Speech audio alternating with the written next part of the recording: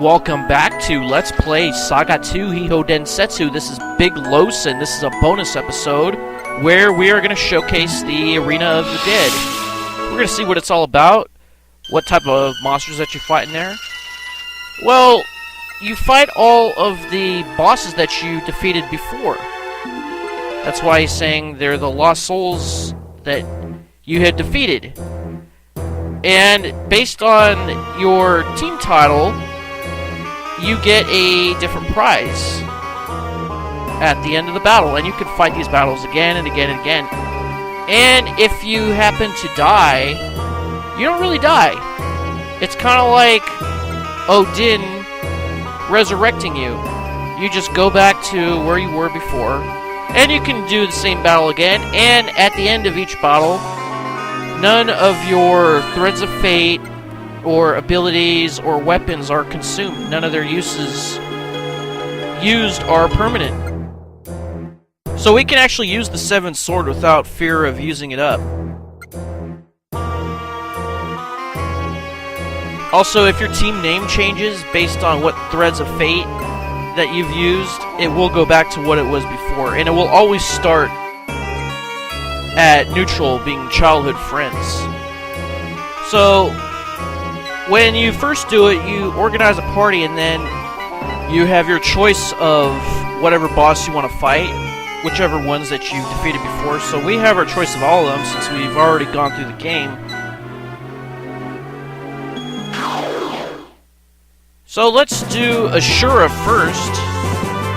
Ashura is kind of a pushover, so we don't have access to our 5th party member, so there's going to be no Jia Shield, no Masamune, no Goddess Heart Revive. So let's try the X Zone. Since he was vulnerable to petrification, let's see if he's vulnerable to instant death. And yes, he is. That was really easy. We didn't use any threads of fate in that battle.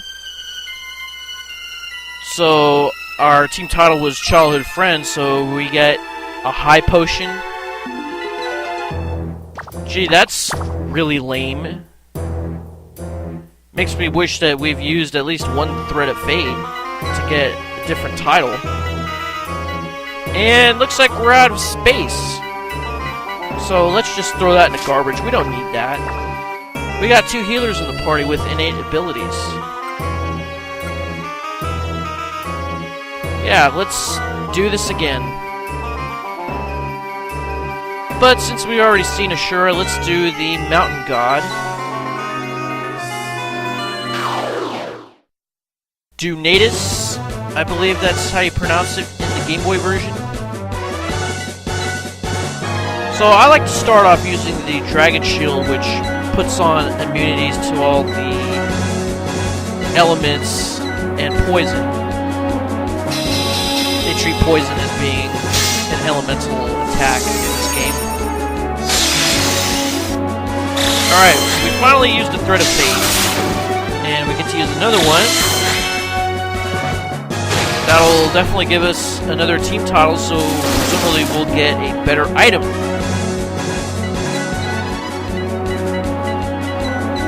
Now you can arrange it so that you can use whatever threads of fate that you want to use to get the desired team title. Mostly by arranging the threads that you want up front. I believe those will be the first to be used when the link option comes up during the battle. Well, that was pretty easy. So we got Joyful Family. So what do we get this time? Another Stardust Staff. Well, we already have one of those. And we haven't used it, because all it does is like the ability treatment. Yeah, we already have one. Might as well just throw it out. Yeah, we want to throw that out. Yeah, if we don't get an item that's good, we're just gonna throw it away and do another boss. Now, I'm assuming the harder the boss, the better the item that you're gonna get.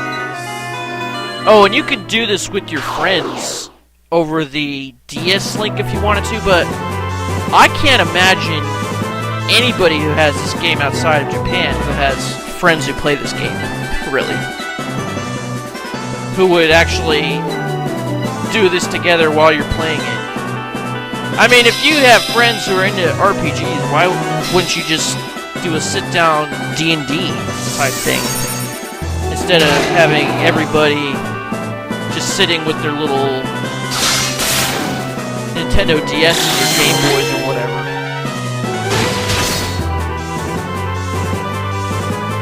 Yeah, what do I know? I'm just kind of old-fashioned that way. Well, I guess we can't use X-Zone on Venus because she used the Aegis Shield. Now, how is it you got the Aegis Shield if all the relics have been assembled into the Dunatis, and she's presumably watching this? When you died, did you get a copy of it? Well, I guess we'll just have to defeat you the old-fashioned way, huh?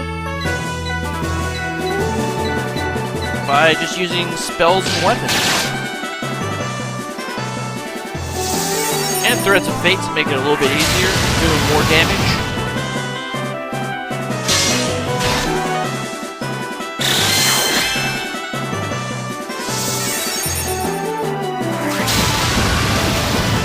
Alright, that did an okay amount of damage. Now, Venus really doesn't do a lot of damage herself with her fan or with any other attacks, really. She could do Charm, and I think that would actually do more damage by your own party member, like casting Flare on you or something like that. But I think the only person who would be susceptible to Charm would be Glenn at this point. Oh, we got a Staff of Healing. Okay, that's kind of a useful item. Chrono has a Staff of Healing, but it only has 9 uses, so why don't we switch the one that he has with the new one?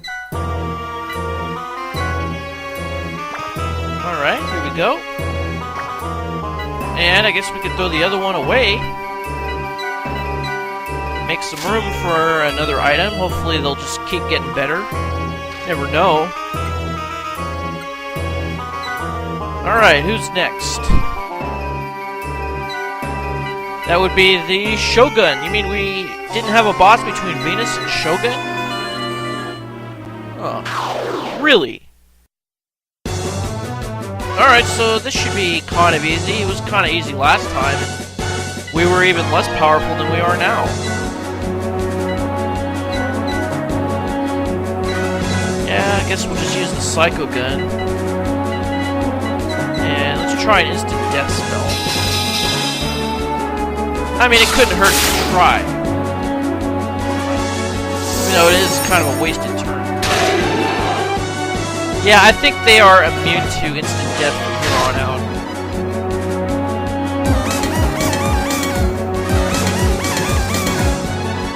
And there's the charm working on Glenn, so hopefully Glenn won't cast Flare on us. That could be devastating.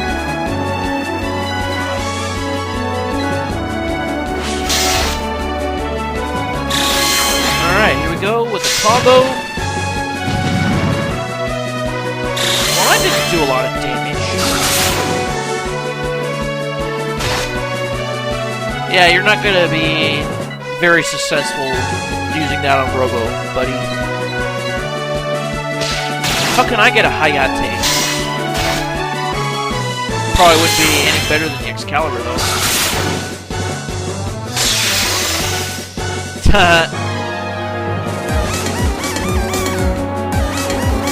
Man, I wish the AI on this was better.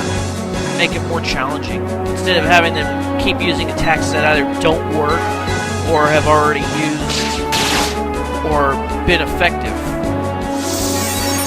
That's not gonna work. Okay, we don't need Glenn to finish this guy off. Yeah, Shala's got a really high defense. You're not gonna be damaging her either. I I think her defense is up to 95 now, which is pretty good. I was reading that with Espers, they have a chance of increasing their defense if you use a defensive item like the shield. It's like 10%. So if you're wanting to improve your Esper's defense, get a shield or something for them and use it once, at least in battle, and you'll have a good chance to build up their defense. Now for strength, it's only 1% for an Esper, which is kind of weird. So strength is not their strong suit, so to speak. And we threw away those grenades, we don't need them. Now I believe it's the opposite for humans. If you use a defensive item, their percentage chance for a stat increase is only 1%, where everything else is 10%. Actually, I think for Espers it's 5 and humans it's 10. So for humans, if you use any other item that would increase an ability like agility or strength or spirit, I believe it's 10%, 1% for defense, and then for Espers it's 5% for everything except for strength, and then 1% for strength. So you actually have less of a chance for stat boost for Espers, but their chance for increasing defense is way higher than for a human. Plus, I think the higher your ability is, the less of a chance that it will be raised in a battle.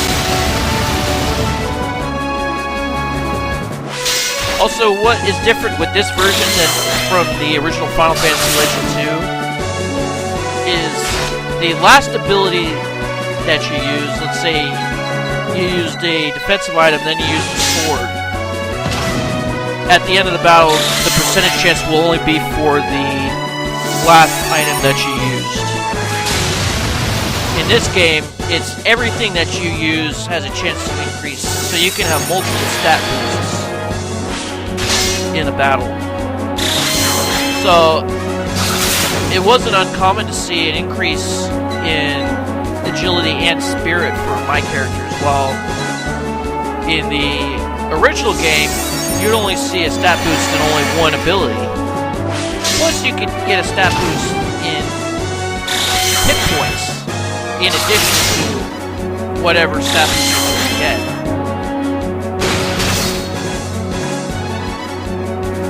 Okay, now we do have to worry about this. Actually, not really. It doesn't do that much damage. Most we have pretty high hit points. I mean, we might as well use a heal now. That's kind of like the Crow Tengu's tornado. Kind of like the same thing. It does a lot of damage on everybody. No way you can block it. Almost like Flare. Except not as bad. And there he goes. Let's see if we get anything good for this. We got soulmates. So we got some silver gauntlets. So I'm sure if it was earlier in the game that might be useful, and I do think that is an item that you get from one of the side quests in Giantstown. So that's not something that we need. It's not something that would give a boost to anybody. So we're just going to throw it out. And I think Odin is the next one, so let's go challenge him.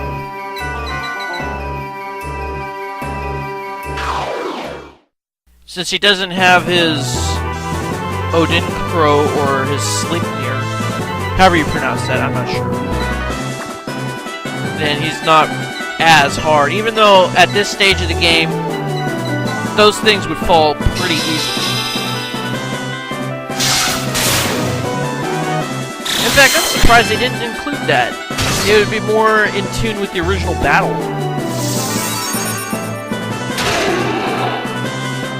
Yeah, everyone past Venus is immune to that. Well, that did a lot of damage. She's gonna have to cure herself now.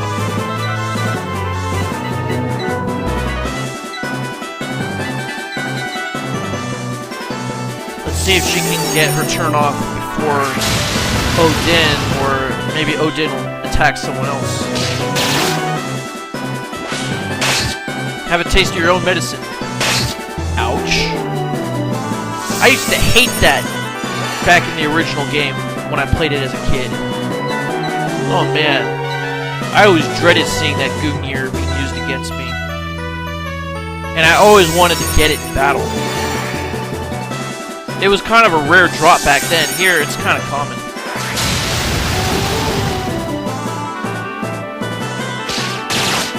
Plus, you can get it in doing optional battles like this one.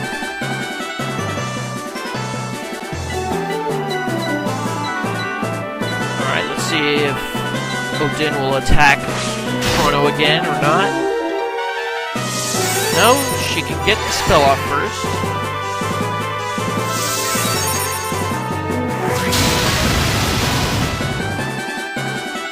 Alright, not bad. Oh, how did you get the Masamune? I guess it must have made a copy of it when he died.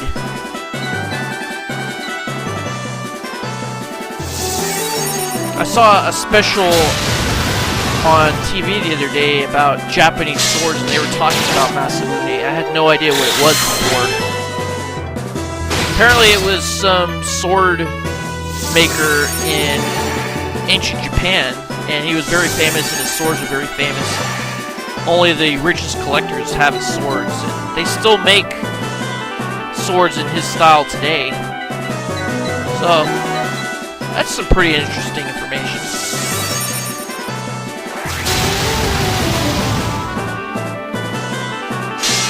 I also bought the Chrono Trigger app for my iPhone the other day. I've been playing it, you know.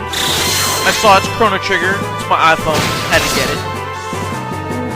The funny thing was that I didn't have the correct iPhone for the game. I had an iPhone 3G, and I didn't see that you needed a 3GS or higher.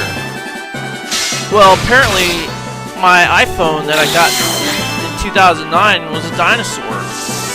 So I had to go upgrade my iPhone. I mean, it's something that I had wanted to do for a while. And now I could because of the 2-year contract thing that you sign. You know, you have to wait in order to qualify for the new 2-year contract to get the lower price of the phone. So I got the new iPhone 4S, and then I was able to play my Chrono Trigger. I wasn't too happy with the controls, though. You can't go diagonally. What's up with that? I mean, you can go up, down, left, right, and that's okay, but you can't go diagonally. I still haven't figured out how to do that.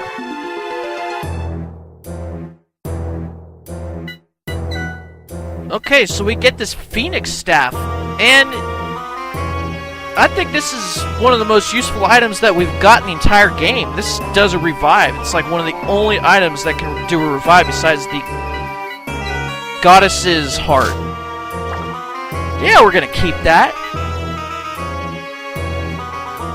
In fact, I think we'll give it to Chrono right now.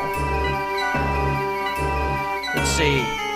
He's not gonna be needing this triple lunge because he's not gonna be gaining any stats. So we're gonna keep this Phoenix Staff in his inventory. If someone happens to fall, probably Robo, it will be Chrono's responsibility to raise that person. Alright, let's take out this thing, the second to the last boss. At least here in the arena, the Death Machine. Shouldn't be too different from when we last fought him in the final dungeon.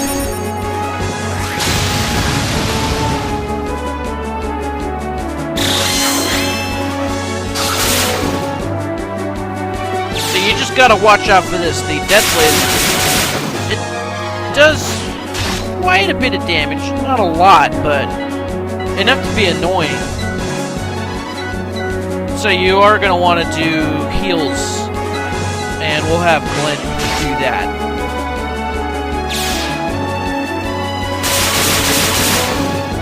could maybe endure 2, maybe 3 rounds of that, but I don't want to take the chance.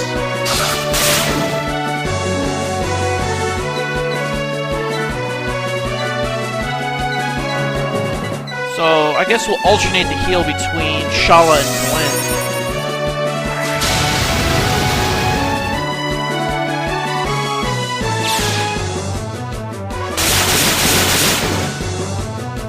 Now, I think these spells are doing more damage on Death Machine because since Death Machine is a robot, it does not have any spirit ability, hence it probably has a very low magic defense.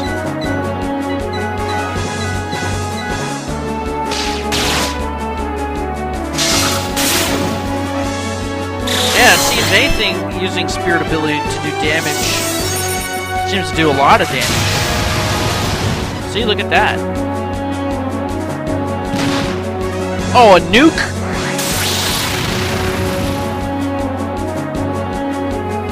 Okay, I don't think we'd be able to endure 2 of those. So, we're gonna have both of our healers do heal. 666, baby!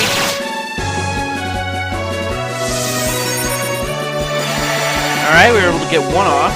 Oh. Well, I guess that other one was a waste, but better safe than sorry, because here comes another nuke.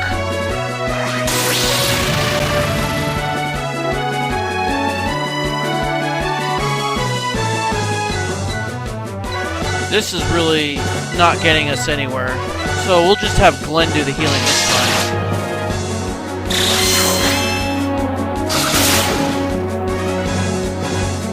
Alright, now we can endure another nuclear weapon or death laser or whatever it wants to do. Yep, death laser.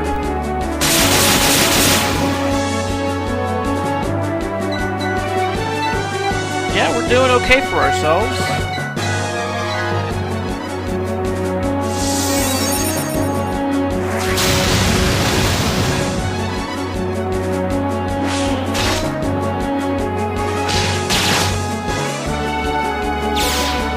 Yep. Right on cue, we get another hit of the death laser. So after that, we get a healing, and now we can, I guess, focus everybody to doing damage. We got 1 flare left for Glenn. After that, I guess she'll go back to doing heals every round. Not necessary. A world of 2. Okay. So we got a super magic circuit. Well, that's interesting. Gives even more of a magic boost to Robo than just the regular magic circuit. Now, if we install this board into Robo, I wonder how much of a boost he'll get. I'm not sure about throwing it away. I think I want to keep it.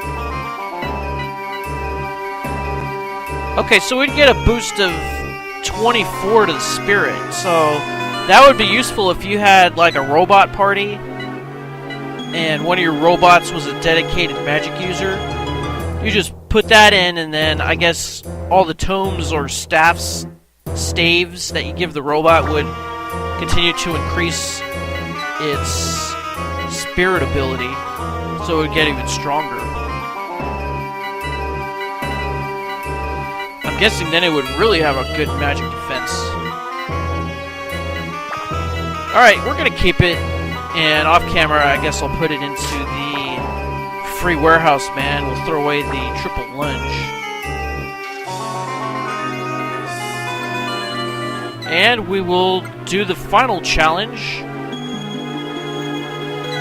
We'll do Apollo's Soul.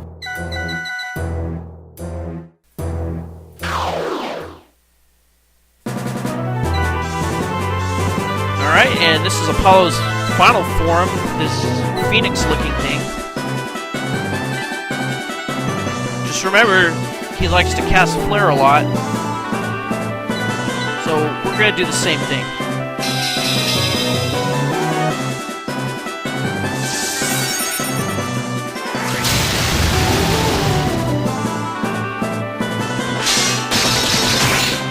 there's that 7th sword. We're gonna use it a lot on Apollo.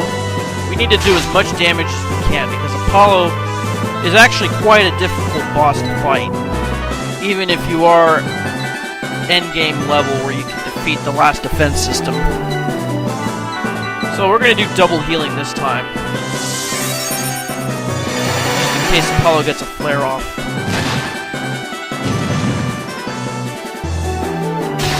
No, just a Masamune. And we are going to be using that 7th sword a lot. It doesn't seem to be like there's a combo for it.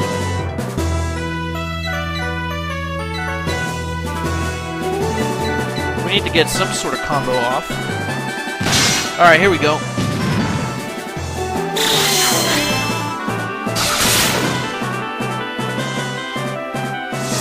No, and all that does is just raise Robo's HP back up to 100%.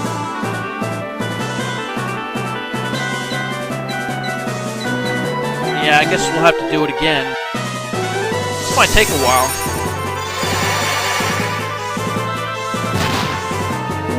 Let's see, that really doesn't do too much damage. And here he goes doing a flare. And notice it does a lot of damage. And if he does another one before we can get a heal off, then it's going to kill off most of my party. Especially Robo.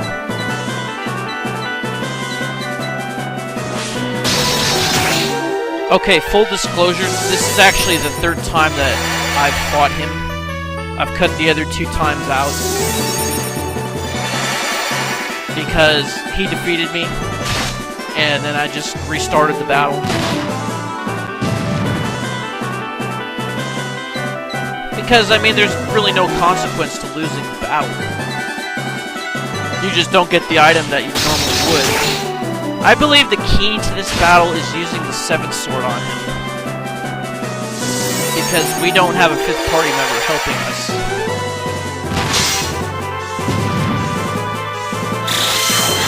Just remember, lots of heals, lots of 7th swords.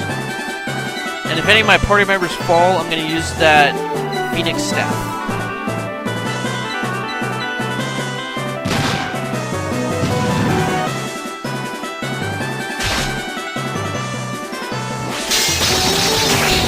There he goes.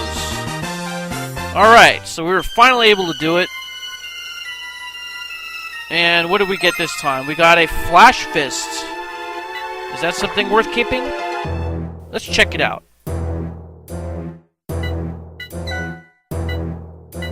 Okay, so it's a Tech 10 Taijutsu. Okay, is that any better than the Hell Wheel that Robo has? No, the Hell Wheel is Tech 12. So, definitely not better. But it could be something used by Chrono or Shala to help boost agility instead of the triple lunge that I was having them use. So I guess we will keep it. Why not? Yeah, that should be about it. Okay, so that's it for the arena. That's all the battles that you can fight there, and depending on your team title, you can get different items. How exciting! Maybe next time I'll show the other arena. In the meantime, this is Big Los signing off. I'll see you next time. Thanks for watching, and Tenga un buen dia!